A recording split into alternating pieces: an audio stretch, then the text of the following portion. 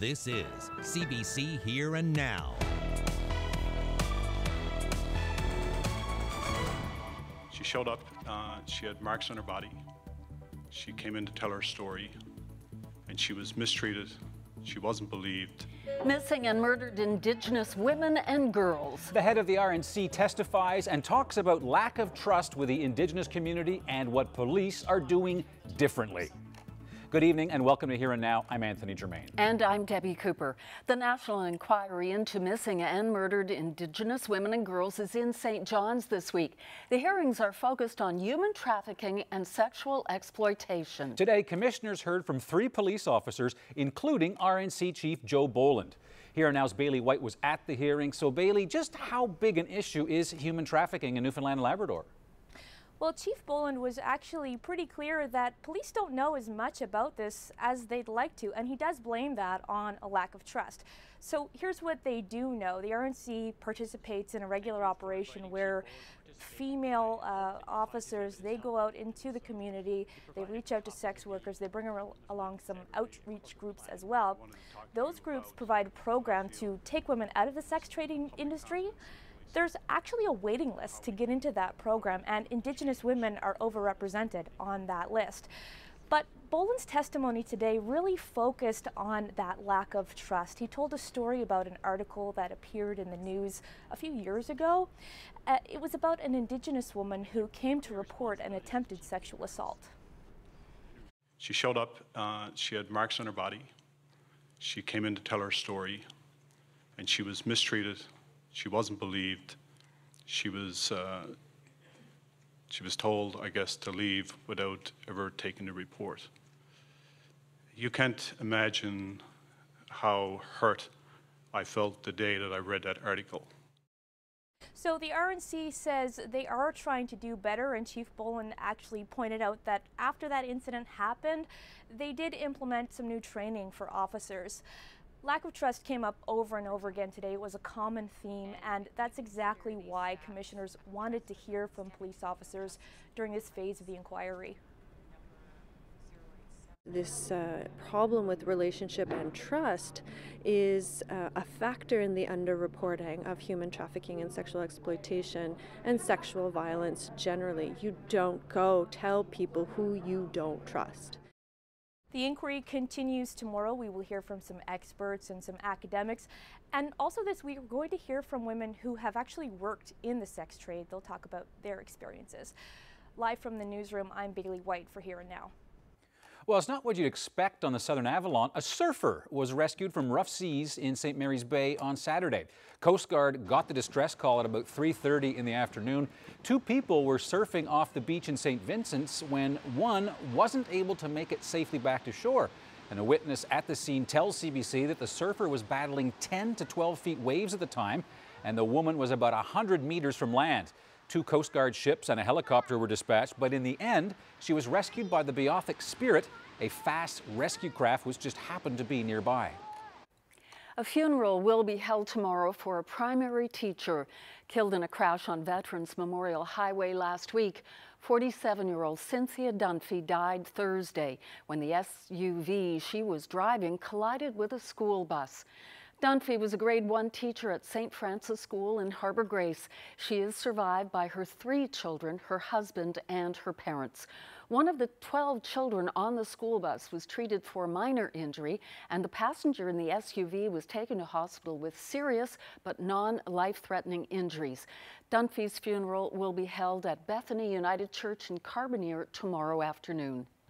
On Wednesday, every province in Canada will have its own system for growing and distributing cannabis. And there are lots of differences province to province. But things are very different here in this province. The government is subsidizing an operation being set up by the world's largest pot producer, and it's giving it a provincial monopoly. Here Now's Chris O'Neill-Yates explains. The government of Newfoundland and Labrador has struck a deal with Canopy Growth. They're going to build a production centre here in St. John's, and in return, the government will forgive $40 million in tax remittances. That's the cost of the facility they plan to build here. The government said it needed to find a reputable producer rather quickly, and that they decided on canopy. But as for the $40 million, the Minister of Finance says the government will get that money back. We'll get that money back in income tax for the employees that they hire. We'll get it back in sales tax for the products that they sell. You know, so government won't be out any money at the end of the day. We're creating an industry here where there's employment. You know, we're being told by that company that they're going to produce far more than they sell in the province. Some of that will be export, which will help with GDP and the export market as well. One of the people who thinks this is not a good deal is the leader of the opposition, the PC leader, Ches Crosby. He says the government didn't get its act together soon enough, that all the provinces knew at the same time when cannabis was supposed to become legal. He says that because they didn't go out to public tender, that they don't know whether they've gotten the best deal. He says because the process unfolded so late that they were able to circumvent a part of the Public Tendering Act and look at it as an urgent matter and therefore choose canopy. So because there was no public tendering process, he's questioning whether the deal that the province got for canopy is actually the best deal it could have got. Chris O'Neill-Yates, CBC News, St. John's. And staying with weed now, boxes upon boxes of marijuana and marijuana-related products were dropped off at the Tweed store in downtown St. John's this afternoon, and the countdown is on. In just under 30 hours from now, you'll be able to legally purchase marijuana in this province. The big day starts tomorrow, right after midnight, 12:01 a.m. Lots of work to do at Tweed between now and then. The Artist of the Year is Carolina East. Some big winners at this year's Music NL Awards in Twillingate, including Carolina East. Get the full rundown of all the awards coming up. A resident of Black Tickle is calling on his local service district to improve the quality of his water. Sheldon Morris says his tap water is the color of coffee or Coca-Cola. Not good when you want to bath or do a load of laundry. He says the problem is a high iron content in the water source and sediment, which builds up in the lines. Morris says the water is chlorinated, but it still causes problems. A volunteer flushes the lines periodically, which helps clear sediment out. The local service committee says it's applied for funding to look for a more permanent solution. There's a warning from the RNC about a man who was a suspect in an armed robbery at a pharmacy last week. Police say they are searching for 30-year-old Robert King, and they are warning that he may be carrying a weapon. The RNC believes King is responsible for robbing a Lawton's Drugs in CBS last week. A man armed with a weapon demanded prescription drugs. And police are asking anyone who knows where King is to call them immediately, and they are also warning people to stay away from him as he is considered to be armed and dangerous. A man from Labrador with a long history of violence and sex crimes will be heading directly to trial in Halifax on his latest charges. Paul Sam Obed is accused of aggravated sexual assault following a break-in at a central Halifax home in June. Today, the Crown said it will proceed by direct indictment, which means there will be no preliminary inquiry. Obed has been considered a high-risk offender by police with more than 30 convictions dating back to 1984. In 2012, he pleaded guilty to beating up a female bartender in Happy Valley Goose Bay. The Crown prosecutor in Halifax says he's taking those convictions into account. The first step is to prove the offences for which he's charged, and that's our focus right now. We're well aware of Mr. Obed's record, and so a dangerous offender is something that we're looking at. Obed is scheduled to appear in court next week to set a date for trial. Time to officially welcome Ashley Weiler. The day's finally here. Her new position as our meteorologist. Nice to have you. We chatted on Friday, but how are you doing? I'm good. I'm nervous a little bit. That's okay. That's okay. Nerves are good. Yeah, it's true. Yeah. Well, you know, what a day to welcome me weather-wise. Yes, thank you for this, by the way. I was glad. I'm sorry. Beautiful fall day. Yeah, beautiful fall day today, but heading over the next 24 hours. A big storm on the way. We'll take a look at the headlines. headlines right now. It does look like it will be snow for the most part for Labrador. Could see somewhere between 25 to 35 centimeters of snow on the way. So it will lead to blowing snow through the afternoon tomorrow. Wind warnings essentially across the entire island with a wreck house warning in place. Could see gusts upwards of 120 kilometers per hour. And then heavy rain for the south coast. Looks like accumulation somewhere between 60, maybe even 70 millimeters of rain is not out of the question. We'll time out when that rain falls and when the heaviest winds will be coming up in a little bit. Thanks, Ashley. Former members of Nalcor's board of directors had their say at the Muskrat Falls inquiry today. The four stood by the work that they did before the project was sanctioned, and they also argued that they were insultingly low paid for their efforts. Here now's Mark Quinn is live with us tonight. Mark, so who is it that the inquiry heard from? Well, as you said, we heard from four of the former board members of Nalcor, and one of them was Ken Marshall, and he was a board member in the years leading up to sanction. And today he was asked if he believed the board was biased towards supporting the Muskrat Falls project, and he responded with an unequivocal no. From my own personal perspective, I can absolutely assure that there was no confirmation bias, and I like to evaluate all alternatives as they are presented. There was one definite, and that was that the island needed power because the Hollywood plant was old and it was aging and it was burning fuel. Now, other board members supported Marshall. They also agreed that the compensation they received for their work was inadequate, and a former board member, Jerry Shortle, compared what he made on the Nalcor board with the rate he was paid for work on other public company boards. I came up with a figure of $18,750 is what I would have gotten at that rate. And compared it to what I actually got, which was here somewhere $850 instead of $18,750. So it's a little bit shy. It's insultingly low, yeah. I could probably sue because I'm not getting minimum wage. Now, he says that low compensation made it difficult to attract experts on the board, particularly experts who had experience with mega projects. But he says ultimately it didn't influence the outcome of the work of the board, and he supported the decision to vote for sanctioning in the end. Now, all of these board members, former board members, are due back at the inquiry tomorrow. Debbie? Thanks very much. That's Here Now's Mark Quinn live for us tonight from the newsroom. Well, a cathedral that was built over 100 years ago in Harbour Grace is finding new life as a brewery. The Cathedral of the Immaculate Conception hosted its last Mass in 2014, and now it's about to enter its second act. It's been sold to the owners of Yellow Belly Brewery in St. John's. Craig Flynn and Brenda O'Reilly have ambitious plans to restore the church, turning it into a brewery, restaurant, hotel, and spa. They're planning to open by the summer of 2020. Here we go, nothing wrong with that, missus. You likes me now. Well, this Paradise couple are now set for life. Albert Courtney was recently laid off from his job as a painter and a plasterer, and the top of his to-do list was to find more work. Well, within 24 hours, Courtney scored a new job and won the lottery. And as he's about to explain, he almost didn't buy the ticket. I had a $4 scratch ticket for Set for Life. I handed it in to the woman.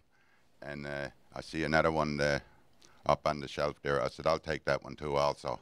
And luckily that was the winner. And then I had the ticket in my pocket from Friday to Saturday. Imagine having it in your pocket for 24 hours, not even knowing it's in there. Saturday I scratched the ticket, and then I said, I got it, I got it.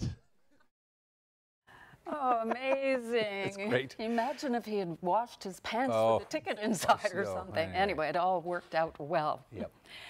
Artists from across our province were honored last night at the Music NL Awards. The event was held in Twillingate for the very first time. Here now's Garrett Barry breaks down the winners for us. Once just wasn't enough, so Mark Bragg visited the stage again and again. I was delighted to be recognized for the songs because that's what I work the hardest at for sure, and that's what's most important to me. I'm pretty passionate about songcraft and the quality in the work. Taking home 3 awards, one more than this rising star duo, looking to build on their momentum. We're hoping the next record sells roughly 4 to 5 million copies, and we play 250 shows. No, I'm kidding.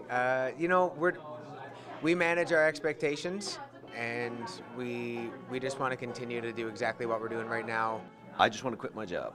That's it. That's it. I just want to quit my job. If I can quit my job, that's great. That's my only goal. Where are you working right now? I'm not telling you that. No, but that's all I want. If I can quit my job, that's success. That's my goalpost. There were performances, All the things that you and lots of awards. But it wasn't all fun and games. Artists got to work on the business side, too. These conferences are essential to building my career. Just this week alone, I have been meeting with export buyers, performing for export buyers, and now have opportunities to perform in the US and in Canada in places that I never would have been able to had Music NL Week not happened. In Twillingate for the first time, organizers say this week all about building the industry outside the Avalon. We want to encourage not only new artists who are in these areas, but also to foster new audiences as well for musicians all across the province, because we know that Newfoundlanders are the best ambassadors for our own people. And so if we have a broad audience base in all different communities, then that supports our artists. Those audiences treated to performances like this. Gareth Barry, CBC News, Twillingate. The sign is on the door, the product is on the shelves, and history is about to be made. The first legal marijuana in Canada will be sold right here in St. John's as the retailers are opening at midnight to sell this country's first legal cannabis. CBC will bring you the big moment live. You can watch it streaming on the CBC NL Facebook page. It's a story the whole country will be talking about, and it starts right here. So join us just before midnight on Tuesday the 16th. The countdown is on.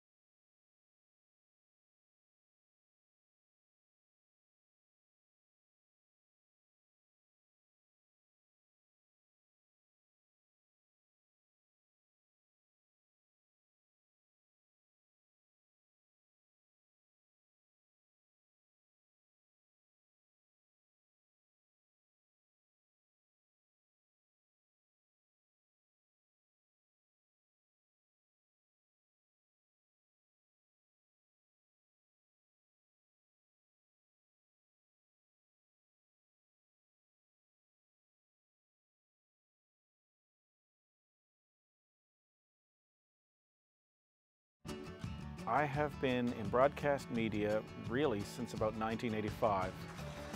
The best part of my job is meeting people. What is so special? Well, I'm from this community, so connecting to it is pretty easy. And I mean, after 30 years, I guess people kind of tend to know who you are a little bit. I've had opportunities to leave Newfoundland and Labrador to work, but I've always made a choice to stay here. It's family and friends that sort of keep you rooted here, and I'm definitely one of those people.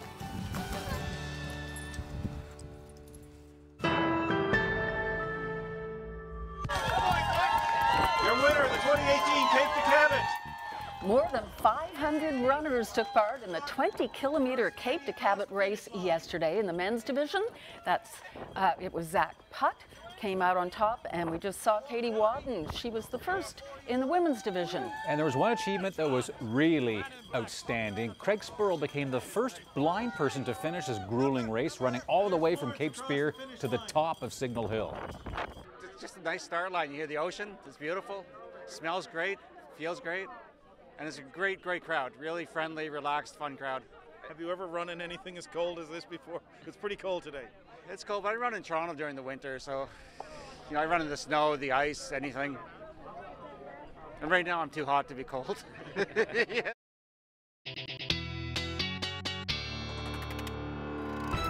Hi Newfoundland Labrador, I am Ashley Rawweiler and I am your new meteorologist.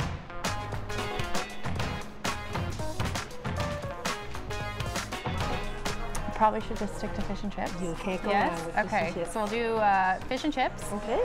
And yeah, one piece I guess. Any dressing or gravy? I guess I probably should have. You should. If you're hesitating, it means part of you wants it. Yeah. Perfect.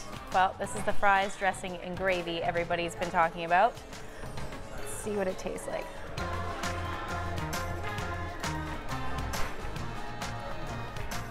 I can see a little bit more of this in my future. So I just moved here, obviously. So what should I do here? Here in this area or anywhere? Newfoundland in general? Yeah. Well, you've been to Signal Hill, I'm assuming. It's the first place I went.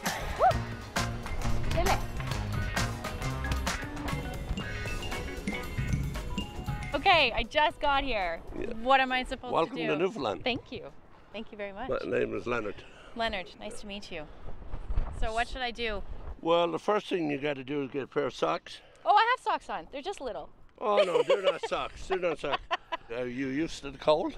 Oh, yes, I think so. Minus 50, does that? Oh, that's cold, yeah. Okay. See, cold to me is when every man and woman got hairs in their nose, right?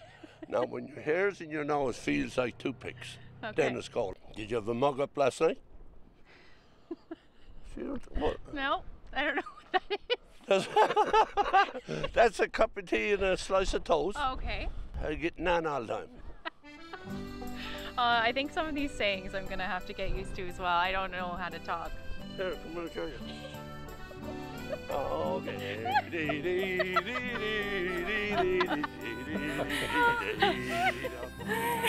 He's a good dancer. Yeah. No, look at his leg. He's got fancy footwork. You were lucky to find him, Ashley. Yeah. That's great. But I have 2 left feet, so. You're pretty good there. So what did you think he meant when he asked me to mug up? He looked kind of like. I don't need, no. I'm not even going to go there. It's okay.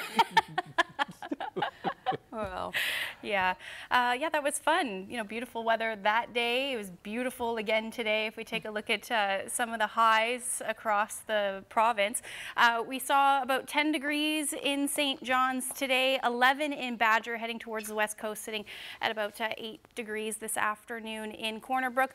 Up through Labrador City, hovering around the 0 degree mark. That temperature has since dropped now down to about -2.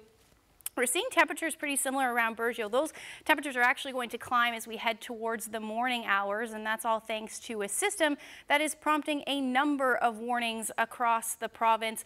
Wind warning for the island, all of the island, with a wreck house wind warning in place. We could see gusts upwards of about 120 kilometers per hour. Heading up into Labrador, we are going to see about 25 to 35 centimeters of snow for Eagle River. And then with some wind, it looks like reduced visibilities there. And then heading towards the coast, looking at about 15 centimeters of snow. Could mix in with some rain at times as well through the afternoon. Now we do have some rainfall warnings in place as well. Port aux Basques towards Burgeo, and then up through Lands of Clare as well. These accumulations, rainfall totals rather, somewhere between 50 and 60 millimeters of rain by the time tomorrow afternoon rolls around. So here's a look at the system as we head through the night tonight. Those winds will shift, and then that system will move in. The heaviest rainfall for the south coast will be between 8 and about 11 o'clock, and then make its way towards the Avalon by the afternoon. It moves quite quickly, this system, and it will continue to track a little bit further north as well. And then in behind that on Tuesday night, another round of rain will move in for the northern peninsula, and then clear out into the overnight and into Wednesday, with some lingering showers expected for the west coast. Otherwise, it does look like flurries will be the story. The winds won't be quite as strong for Labrador, but down through the southern half, or rather for the province, that's where we're going to see most of that wind. So accumulations tonight for rainfall totals, we're looking at about anywhere from 5 to 15 millimeters. The most will be around Port aux Basques, and then into tomorrow. As I mentioned, look at between, by the time 1 o'clock rolls around, we could see upwards of 60 millimeters rain. The Burin sitting around 20 to 30 by the afternoon, and then even more so into the afternoon. You can see that down through the southern half of the Avalon. That's where most of that rainfall will be. So as far as tonight's forecast, looks lovely for most of the Avalon. 3 degrees for St. John's under partly cloudy skies. That's the story through Gander as well, going down to 1 degree. Port aux Basques, 10 degrees, so that temperature even climbing towards the morning hours. 10 to 15 millimeters the story. Southeast winds gusting near 50 kilometers per hour for the west coast. And then St. Anthony sitting at 3 degrees with some showers. Same for the Straits at 2 degrees. Happy Valley, Goose Bay looking at flurries tonight. And then Labrador City looking at about 2 to 4 centimeters. So that's a look at tonight's forecast. We will look at tomorrow's and time out this wind coming up. Debbie? Thanks, Ashley. He lied about his age and went on to become the youngest soldier to receive the Victoria Cross. A peace park has been built to honor the life of World War I hero Tommy Ricketts.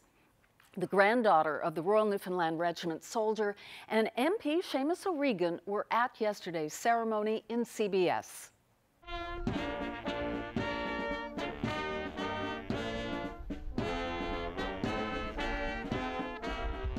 We are gathered here today to honor the memory of Sergeant Thomas Ricketts, who on this day 100 years ago was at the front line at Leedaham in Belgium. And on this day, our Tommy, who lied about his age to enlist, put thoughts of his own safety aside to save the lives of his comrades. And for that gallantry, he was awarded the Victoria Cross, the highest commendation for valor awarded in the British Commonwealth. There was a profound nationalism in Newfoundland, and our boys, and they were boys, were called for king and country, and they left. They thought that it was going to be a short war. It was the end of the fishing season. It was something to do. They were young as we are young. They served, giving freely of themselves. To them we pledge, amid the winds of time, to carry their torch and to never forget. We will remember them. Okay, some big news popped up today. Come From Away, the musical, is coming back to the province that inspired it to play here at Holy Heart Theatre coming up in January. Now, tickets are set to go on sale tomorrow, but before they do, we have some tickets to give away on the St. John's Morning Show tomorrow. Stay tuned. The details are coming up.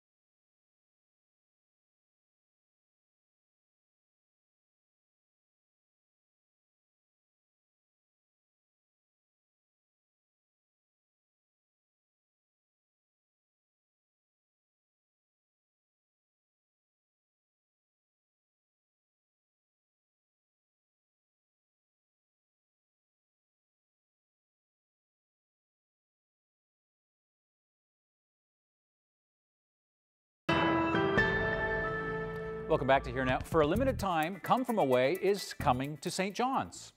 We honor what was lost, but we also commemorate what we found.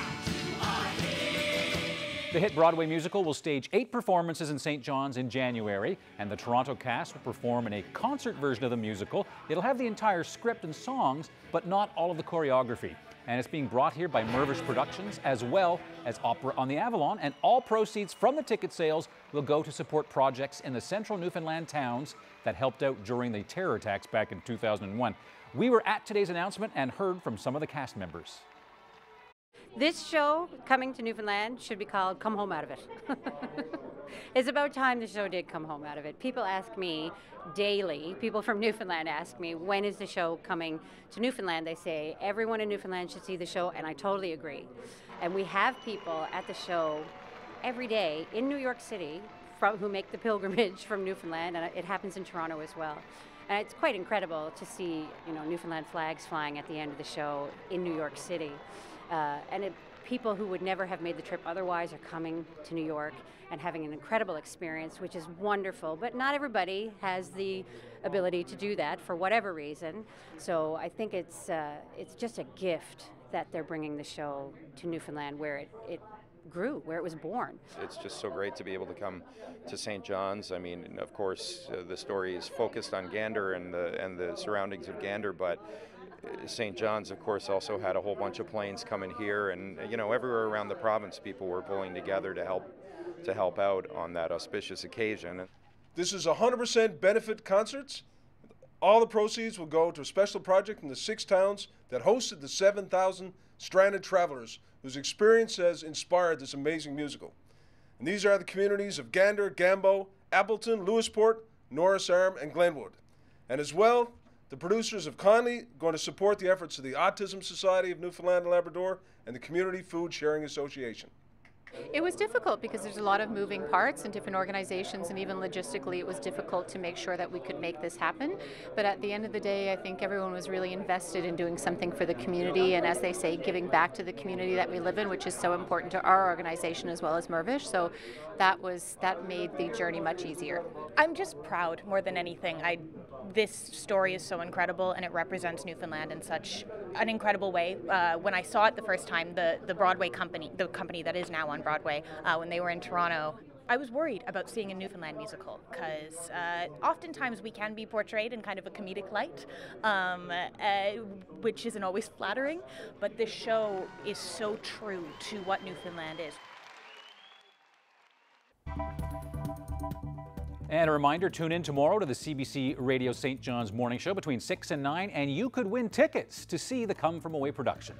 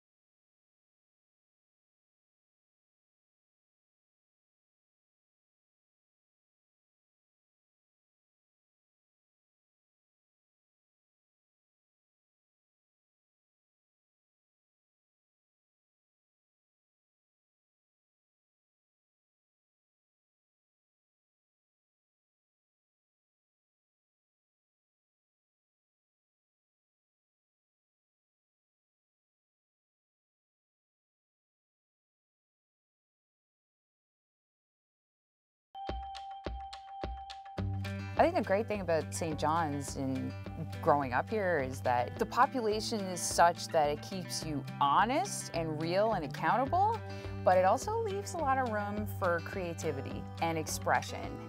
There's also that sort of appreciation that we have for people's quirks and their characters. People just kind of allow you to be whoever you are here. We just roll with it.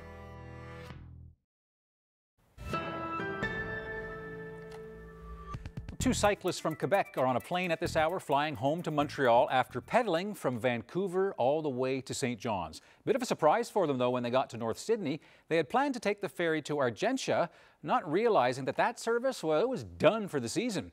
So their cross-Canada trip was far from over and they had to face an extra unexpected 900 kilometers of pedaling. This afternoon I asked them about their Newfoundland adventure. All right, from Vancouver to St. John's, why did you guys want to cycle all across Canada? Because it's a project I've been working on for many years. So last year I decided to do it this summer, and I tried to find a partner. So I asked my friend to do it with me, and we also decided like we have to join a cause. So we found the Breakfast Club of Canada. All right, so that helps actually ensure that children and students actually have breakfast. You made it from Vancouver all the way to the Gaspé, right? Yeah, we decided to add about 500 kilometers more to our journey. Right, because the Gaspé is like a French Newfoundland, basically. Lots of wind, lots of hills. But you guys were planning on taking the vessel from Port aux Basques to... Yeah, we just knew in Pihal Island there's that woman who told us, guys, you can't take the ferry anymore from North Sydney to Argentia. Right, so you guys realized then that you're going to have to pedal across the island Newfoundland. All the island, yeah, exactly. How did that feel? Because you got all the way from Vancouver to Nova Scotia, you think you're taking a boat that's going to get you pretty close to St. John's, and now, another 1,000 kilometers to pedal. It was quite hard mentally, like especially the first 25 kilometers in Port aux Basques, like super windy, and we thought, man, this is going to be very hard, this highland. But Mother Nature was very great with us. We got some good weather, but not on the last days. But yeah, we didn't have choice. Yeah, otherwise you wouldn't have been able to say you've actually made it across Canada, right? Exactly. We want to go to one coast to other, so that's why we completely did it all the cross Canada. All right. Now you had some adventures in your time on the island. What happened in Corner Brook? Corner Brook, we got hosted by a guy, and he was not there, but he wanted to help us. But his roommate, he said yes. And we went to see we went to a bar, and when we came back, he put all our stuff outside. He chucked all your gear out in the grass? Yeah, in the middle of the night, so we didn't know where to sleep, so just we put our tent in the park. So not so great in Corner Brook, but then something really good happened to you in Whitburn. What happened? Yeah, in Whitburn, there were a woman who was working in Subway. We were asking every people, like, do you have a place to stay? Because we don't have anywhere to stay for the night. And she said yes. So let's come at my place. And we're really like wet because it was a rainy day that day, and we're so really lucky to felt on her. Yeah. And then she actually came across you guys on the highway, right? Yeah, exactly. So she saw us. We were very slow on the highway because we got a very face wind. So she stopped. She took our gear and she brought it to St. John's so we could ride faster to get here. Yeah, that woman, we were so grateful to her. She was so kind. What do you take away from this experience going from coast to coast to coast? It's a very great experience. Like I'm telling everyone, as long as you have the mental and you just want to have the drive to do it, you just need to go at your pace, but everyone can do it. They are strong mentally, not to be crushed. No, can you imagine? Almost another 1,000. Yeah, exactly. Now, Suleiman and Jamil hope to raise $10,000 for the Breakfast Club of Canada, and they've raised about $7,500 so far. And that's a group that provides breakfasts on the mainland for underprivileged school children. The Breakfast Club works closely in this province with the Kids Eat Smart Foundation, and you can make donations by going to their website, kidseatsmart.ca. And moving along, Darren Han is proud to be known as Trekkie. He's an avid collector of Star Trek memorabilia. And the CBC's Mark Cumby took a trip to Darren's collecting den to find out more as part of our What Are You At feature. What are you at? I like going out somewhere and they'll say, oh, did you ever watch a show called Star Trek? I was like, yeah, just a little bit. Oh my goodness, I've been into Star Trek all my life. It came out a year after I was born, so I grew up watching it, grew up collecting it, and it just kept on growing a little bit from here.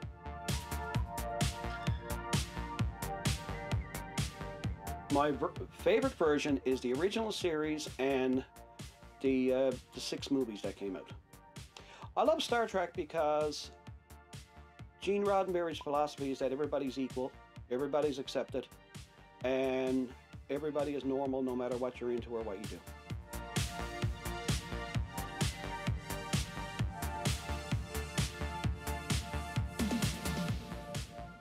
What drives me to collect? I like collecting Star Trek merchandise because it brings you a little bit closer to the show.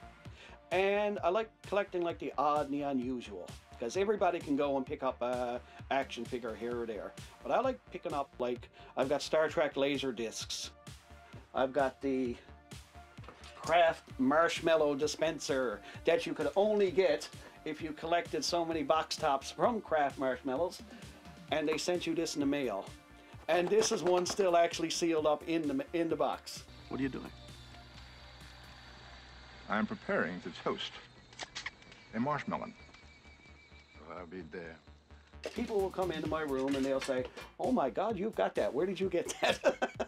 And then that starts a whole conversation about Star Trek and collecting. But that's why I love doing it. Brings you a little bit closer to the show. That's a serious collector. Major fan. The What a Yat feature is produced by our colleagues at CBC Radio's Weekend AM. And you can catch that show with Heather Barrett each weekend morning. And what are you at? Well, let the team know at wham@cbc.ca. Well, with just 2 days to go until recreational marijuana is legal in Canada, Halifax has made a sweeping move. The city has virtually shut down public smoking of anything. CBC's Brett Ruskin is in Halifax with more on the plan, the first of its kind in the country. Well, smoking bans are nothing new for most municipalities across the country. You can no longer smoke in workplaces in many places, no longer smoke near parks or playgrounds. But this ban is a little bit different. This bans smoking on all municipal property, including sidewalks. So no longer are you able to walk down the street with a lit cigarette. No longer are you able to vape on city sidewalks either. And the same thing will apply for cannabis too once it's legalized on Wednesday. And so I was speaking with one person who was here visiting one of these designated smoking areas, checking it out. Here's what he had to say about this whole process. Are people just going to be walking down the street and people going to be calling enforcement officers on them walking down the street? I don't know how it's going to work. I honestly don't. I know they have to do something, but right now, currently what they have is not going to work. But is it a change of mentality? Like someday maybe none of us will smoke? Well, I mean, I remember back when they introduced it into the bars, everybody thought it was really going to be bad, but that didn't turn out to be so bad. But this is different. This is outside, and now people are going to have to change their behavior. And now as for these designated areas, if bars or restaurants want one of these outside of their establishment, they can apply to do so. The city so far has received about 50 applications, but so far few of them have been processed to actually have these areas set up and placed on the online interactive map. We'll see if that changes tomorrow and for the rest of the week. Brett Ruskin, CBC News, Halifax.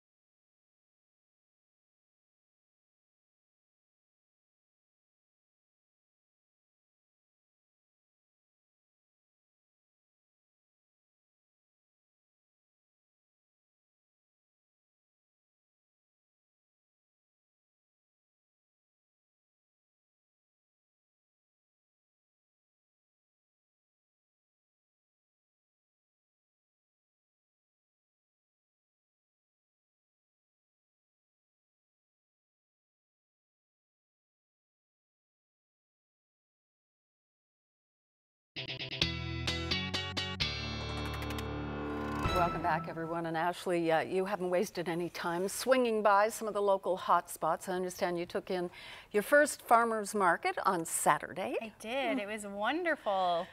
And Carolyn was there to accompany you? Yeah, she was with me. She showed me all around. First place we stopped was... Andrea Maunder there. Yeah. From Bacalao? Yeah. Got some ghost pepper jelly. Oh, that sounds interesting. Spicy, spicy. Yeah. So that's a condiment or something you use with for dipping or something like that? I was saying brie and cheese and crackers.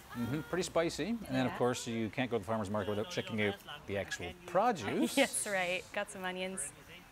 Lord knows what they're going to be selling there tomorrow after midnight. But there, yeah. I don't think they have a license. I don't know. I don't think they can. I don't think they can. No. Everything looks so fresh, though, doesn't it? The farmers markets are wonderful. It is nice to be able to, experience the farmers market. We did have one in Yellowknife, but nowhere near that, so that was really nice. Good, good. So, but the weather is not going to be as good as that was.